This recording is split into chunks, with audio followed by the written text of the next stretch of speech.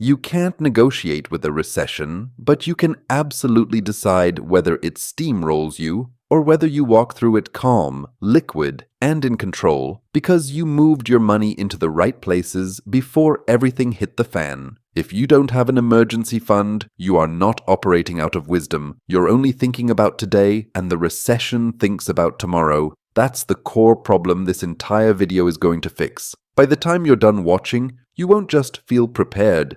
You'll have a 5-step checklist you can literally start executing tonight before you go to bed. This is not theory, not macroeconomics, not wait and see what the Fed does. This is, here's where to put your next dollar, here's what to kill, here's what to keep, and here's how to walk into a recession with the mindset of an investor instead of a victim. Let's start with what almost nobody wants to hear. If you get this first step wrong, everything else you do with your money is built on sand. I'm talking about your emergency fund, not the I've got some money in my checking account version.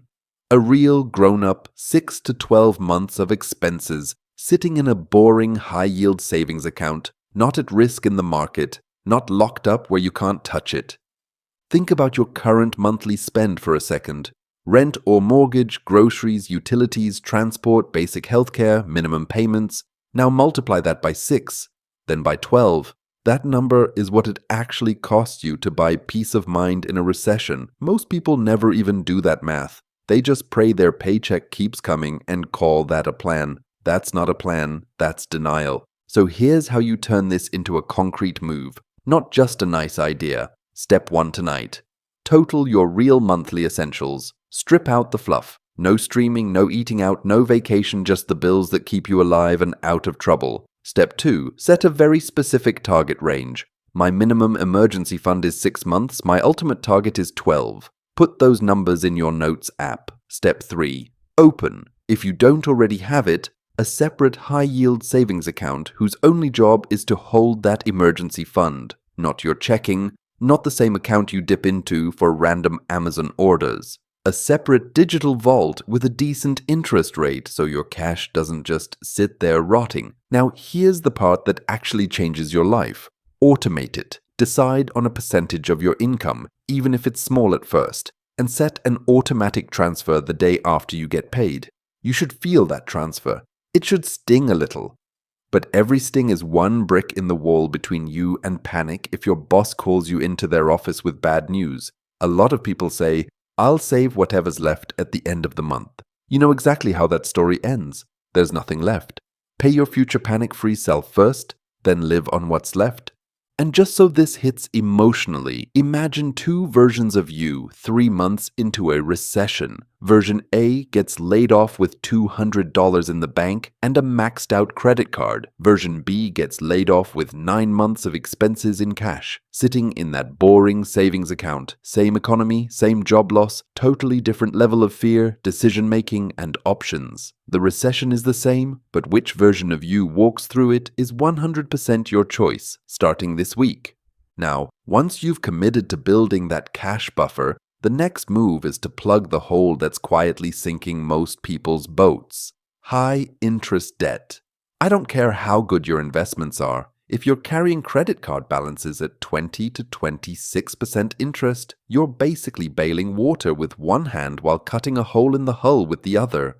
Those rates are brutal, and they're designed to keep you on a treadmill forever. Here's a simple way to see it. Let's say you have a $5,000 balance on a card at 24% interest. If you just make the minimum payments, that debt can hang around for years and cost you thousands in interest alone. It's like voluntarily signing up for a negative return investment. In a recession, that's deadly, because every rupee or dollar of interest you're paying is a rupee or dollar you can't use to protect yourself or pounce on opportunities. So step 2 in your recession survival plan is ruthless. List every single debt you have, the balance, and the interest rate. Credit cards, personal loans, buy now, pay later, everything. Then draw a thick red circle around anything over 10%, with special hatred reserved for those 20 to 26% cards.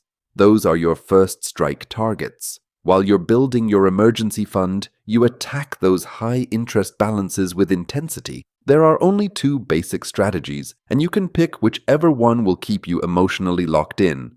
The avalanche method. You throw every extra cent at the highest interest rate first, while paying minimums on the rest. This saves the most money mathematically. The snowball method. You pay off the smallest balance first for a quick win, then roll that payment into the next one. This builds momentum. In a recession, I lean toward a hybrid. Get one or two small, high-interest wins under your belt fast, then avalanche your way down the list. Imagine opening your banking app in 6 months and seeing 0 on those 20 to 26% cards. No minimums draining your cash, no late-night anxiety scrolls. That's not just financial relief, it's psychological armor. When layoffs start, the people with no high-interest debt and real savings sleep differently. They negotiate differently. They're not accepting the first terrible job offer out of fear because they're not running from a credit card bill that's compounding against them every day. Now here's where a lot of people mess up. As soon as they hear recession, they panic and stop investing. They freeze their retirement contributions. They pull money out of the market at the worst possible time because everything feels scary. That instinct makes sense emotionally. Nobody likes seeing red numbers. But if you zoom out on any long-term stock market chart, you'll see the same story repeat. Crash, recovery, new highs. Every single time so far, the market has gone on to make new highs after every crash in history. The people who came out ahead weren't the ones who guessed the bottom. They were the ones who kept buying while it was on sale. Think of it like this. If you loved a certain stock or index at 100, why would you hate it at 70? If your time horizon is 10, 20, 30 years, a recession is not a signal to run from the market. It's a giant flashing sale sign. The wealthy understand this on a deep level. They sit on cash, they wait for blood in the streets, and then they buy quality assets at discounts while everyone else is doom-scrolling headlines and arguing on social media. So step 3 of your plan, don't stop investing. If you're already contributing regularly to a retirement account or systematic investment plan, keep going. If anything, see if you can bump it 1% or 2 once your emergency fund and high-interest debt are under control. The key here is consistency, regular contributions, month after month. No matter what the market is doing, automatically buy more when things are cheaper and less when they're expensive. The only caveat, you do not invest your emergency fund. That money is not for beating inflation. That cash is insurance, not a growth engine. Your investments are your growth engine. Your emergency fund is your crash helmet. Don't try to be clever and use one to do the other's job. That's how people get forced to sell at the bottom. Now, here's where we flip the script from defense to offense. Your income. Recessions are, by definition, periods where businesses cut back, trim payrolls, and protect their margins. Translation. If your entire income depends on one job, one employer, one sector, you're more fragile than you think. The people who still sleep at night in a downturn are the ones who already built a second or third stream of money before they needed it. Look at the industries that tend to hold up or even grow during recessions. Discount retail, healthcare, essential services, debt collection, repair services, certain types of education and digital products. People still get sick. They still need their cars and appliances fixed. They trade down to cheaper stores. They focus on necessities and stretch every rupee or dollar. If you can position yourself anywhere in that ecosystem, you're not swimming against the current, you're moving with it.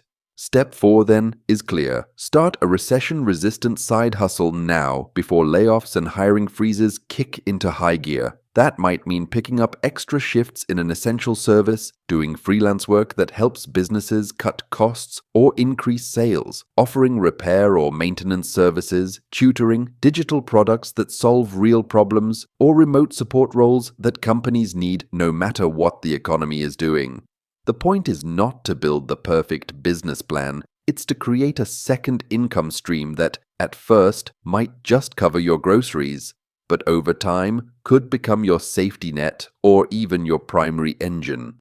Ask yourself, if I lost my job tomorrow, what skills or knowledge do I already have that someone would pay for? especially in a downturn. Are you good at editing video, managing social media, fixing laptops, teaching math, organizing chaos, writing, coding, translating, doing customer support? Package one of those into a simple offer and put it in front of people. Put up a basic profile, tell your network, apply on freelance platforms, message 3 people who might need what you can do. It does not have to be pretty, it just has to start. Here's a mental reframe.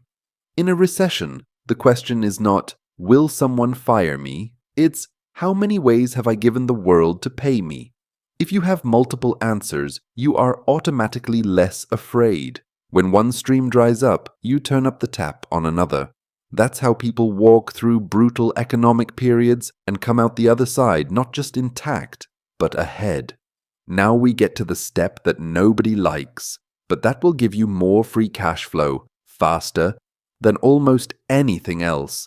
Cutting discretionary spending before the economy forces you to. The average household spends a surprising chunk of their income on things that are nice, but not necessary. Dining out, entertainment, fashion, gadgets, subscriptions, travel, convenience purchases that save time, but destroy the budget.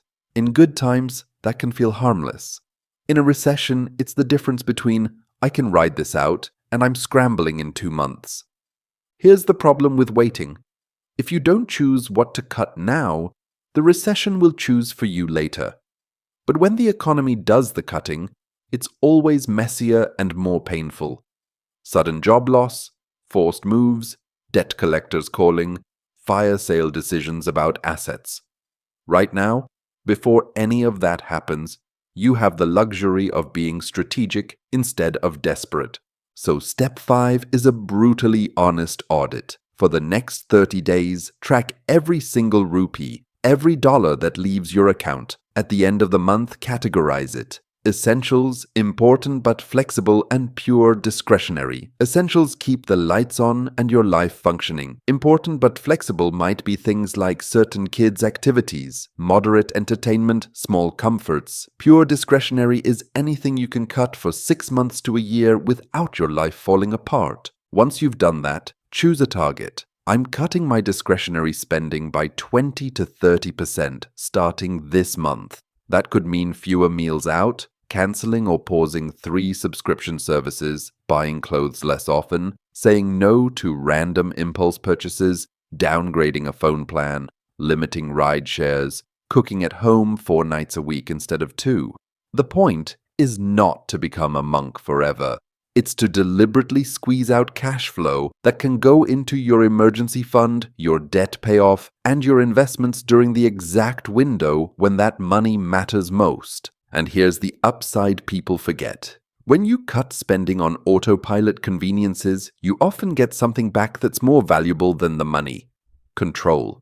You become the one telling your money where to go instead of wondering where it went. You start seeing your bank balance move in the right direction fast. That momentum is addictive. It makes the sacrifice feel less like punishment and more like power. Let's zoom out and connect all 5 steps so you can see how they work together, not as 5 separate ideas, but as one coherent recession survival system. Step 1, your emergency fund is your shield. It keeps unexpected hits from turning into full-blown crises. Step 2, killing high-interest debt is plugging the leaks. You stop paying 20 to 26% interest to someone else and free up your future cash. Step 3, continuing to invest, is how you quietly position yourself to benefit from the recovery that always follows a downturn. Step 4, diversifying your income, is building extra engines so one breakdown doesn't leave you stranded. Step 5, cutting discretionary spending early, is how you rapidly redirect money from nice to have now into essential to have when things get ugly.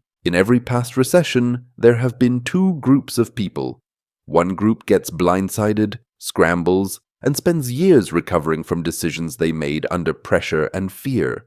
The other group still feels the pain. Nobody is fully insulated, but they had cash, low toxic debt, steady contributions, multiple income streams, and lean spending baked in before the storm. Those are the people who turn recessions into buying opportunities, who upgrade their position while everyone else is retreating. You do not have to be wealthy to think like that group. You just have to stop pretending that normal habits will somehow magically work in abnormal times. The recession, whenever and however it fully hits, is not going to care how hard you work, how loyal you are, or how unfair it feels. It will only respond to one thing: whether you've set up your money to survive and then grow in that environment. So here's your challenge, and I want you to take this seriously. Before you go to bed tonight, do one concrete thing from each of these 5 steps. Open or label that separate high-yield savings account and set a first automatic transfer, even if it's small. List your debts and circle the worst credit card. Commit to an extra payment toward it this month. Check your investment contributions and promise yourself you won't panic sell. If you can, set a tiny increase. Write down one practical side hustle idea and send one message, application, or post that puts it into the world. Cancel or downgrade one non-essential subscription or habit and redirect that exact amount into savings or debt payoff. When you do that, you're no longer just worried about a recession. You're acting like someone who plans to come out the other side stronger. You're moving from fear to strategy. And the earlier you start, the less dramatic your moves need to be later. If this helped you see the recession differently, not as an unstoppable disaster, but as a test you can actually prepare for, do 2 things for me. First, share this with one friend or family member you don't want to see get crushed when things get rough. Second, hit subscribe and drop a comment telling me which of these 5 steps you're starting with this week and what your emergency fund target is. Your future self is going to look back on this moment as the line where you stopped hoping the economy would be kind to you and started getting ready to thrive no matter what it does. What country are you mainly targeting with this video so I can better align spending examples and debt stats next time?